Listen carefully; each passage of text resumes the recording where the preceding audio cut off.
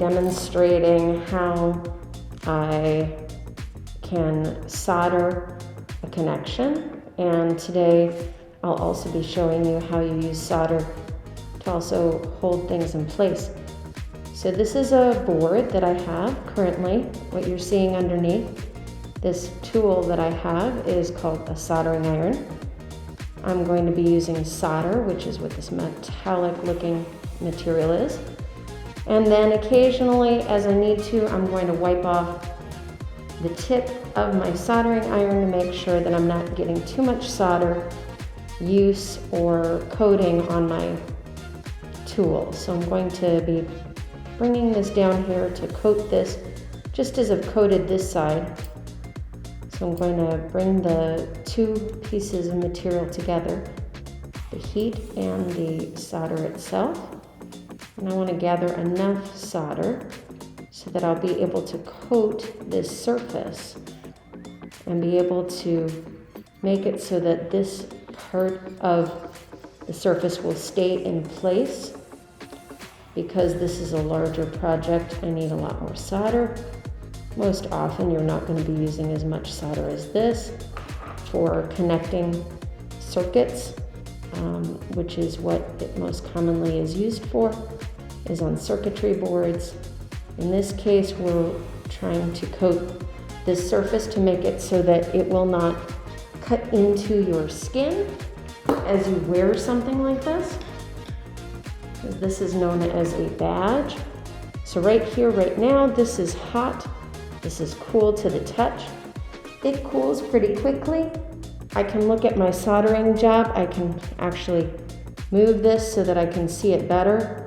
I can see that there's a little bit of scoring that's happened around the edge due to the heat. If I need to, I can always re-solder by just bringing the heat back to the solder and re-liquefying it. And then as I need, again, wipe off any extra material. So now, if I look at that piece, that part is ready. The next thing that I'm going to be soldering is actually the other eye socket of this robot. You can see that one has been completed on the left-hand side. And now we're going to be doing the eye on the right-hand side. What I'm doing is I'm taking an LED. This is a light-emitting diode. And you'll notice that one prong is longer than the other. This longer prong is usually denoted as the positive and the shorter one as negative. So you'll notice if you look at this on my board, it tells me positive and negative. And what I'm going to do is I'm going to bring these through, thread these through. And what I'm actually going to have to do is flip this board so that I am doing this from the other side. And then when I have it fastened in, the best way to hold this in place is to bend these prongs back, but in a way that it will hold it tightly to the surface so that while I'm soldering that I'm not going to have anything be loose. Notice I've got it held in a clamp. This is known as a vise, and it helps hold things so that you don't have to be holding them while working with hot elements. So right here, you'll notice that I've already done this side, and you cannot connect the two, otherwise the circuitry won't work correctly. So positive only to positive, negative only to negative. So I'm going to take a small bead of solder this time. And sometimes it's just a matter of touching it literally to the surface along with the heat to connect those. And you'll notice that I've got the positive done, and now I'm going to do the negative.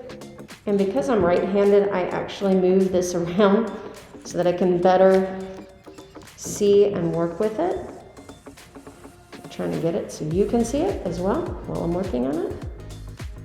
And again, I take a little bead and I carefully place it so that I'm completing the circuit.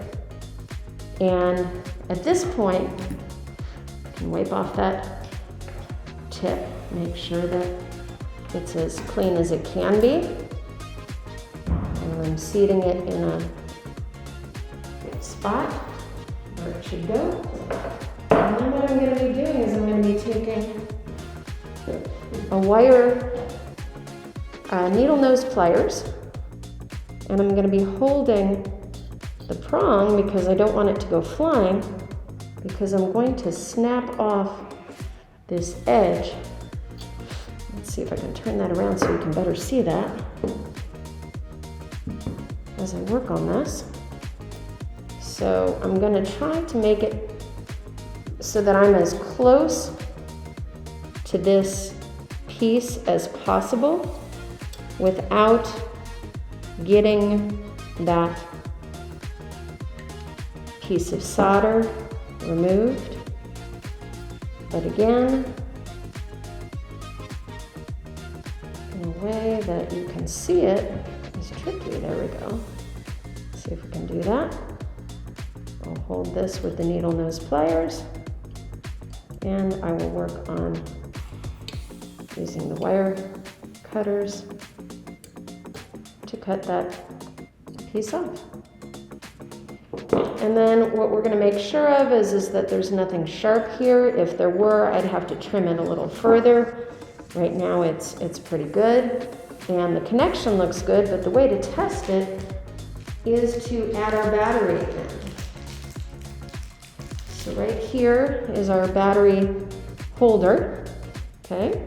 And that's our pad that we've already soldered. And when I slide this in, again, I'm sliding it in a certain direction. Now if I turn this over, I see two glowing lights, which is exactly what should have happened because the solder is completing the circuit. So we've got a positive flow going around through the circuitry board to complete. Now, of course, I still have this one rod left, which I need to remove. So I'm going to pop the battery back out so I can finish that up. Put it back in the vise.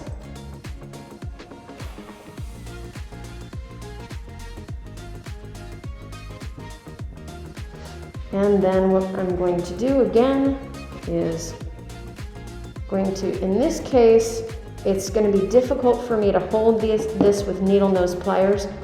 So in this case, I'm going to use my fingers because everything's cool now. Cool enough where I can actually just go in here and cut this away while holding the piece down. Okay.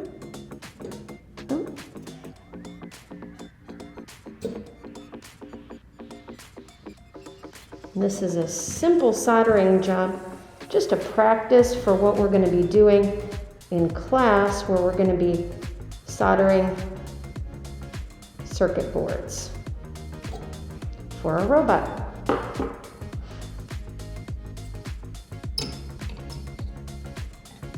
And now this job is complete.